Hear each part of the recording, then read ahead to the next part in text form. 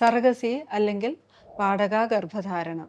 ചില സ്ത്രീകൾക്ക് ഗർഭാശയ സംബന്ധമായ അസുഖങ്ങൾ കാരണം, ശാരീരികമായ പ്രോബ്ലംസ് കാരണം അല്ലെങ്കിൽ മാനസികമായ പ്രോബ്ലംസ് കാരണം സ്വന്തം ഗർഭാശയത്തിൽ കുഞ്ഞിനെ ചുമക്കാനാകാറില്ല. അവർക്ക് സ്വന്തം കുഞ്ഞിനെ ലഭിക്കാനുള്ള ചികിത്സാ രീതിയാണ് സർഗസി. നമസ്കാരം, ഞാൻ doctor Aswathy Kumaran, Aster MIMS കോട്ടയ്ക്കലിലെ ഫെർട്ടിലിറ്റി ആൻഡ് IVF വിഭാഗം ആസ്റ്റർ മിറക്കിളിൻ്റെ മേധാവിയാണ്. ചില ദമ്പതികൾക്ക് അതിയായി അച്ഛനും അമ്മയും ആകാൻ ആഗ്രഹമുണ്ടാകും. എന്നാൽ ചില സ്ത്രീകൾക്കാകട്ടെ കുഞ്ഞുങ്ങളാകാൻ ആഗ്രഹമുണ്ടെങ്കിലും പ്രായം അധികമാകുന്നതിന് മുമ്പ് തന്നെ ഗർഭാശയം നീക്കേണ്ടി വരുന്ന രോഗാവസ്ഥകൾ ഉണ്ടായിരുന്നിരിക്കാം.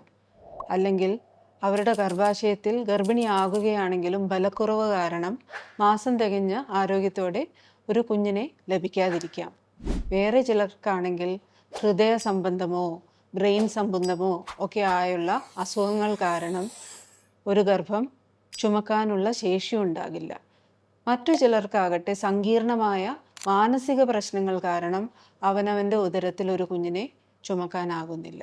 എന്നാൽ അവർക്കും അതിയായി അമ്മയാകാനായിട്ടുള്ള ആഗ്രഹമുണ്ടാകും.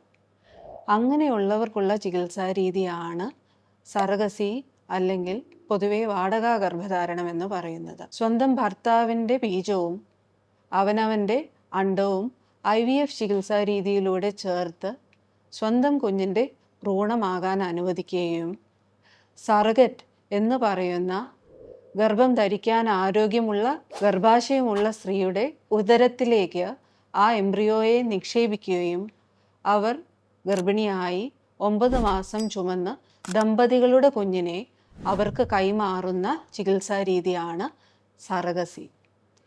ഇന്ത്യയിൽ ഇത് ആവശ്യമുള്ളവർക്ക് നിയമപരമായി അനുവദിക്കുന്ന ചികിത്സാ രീതിയാണ്.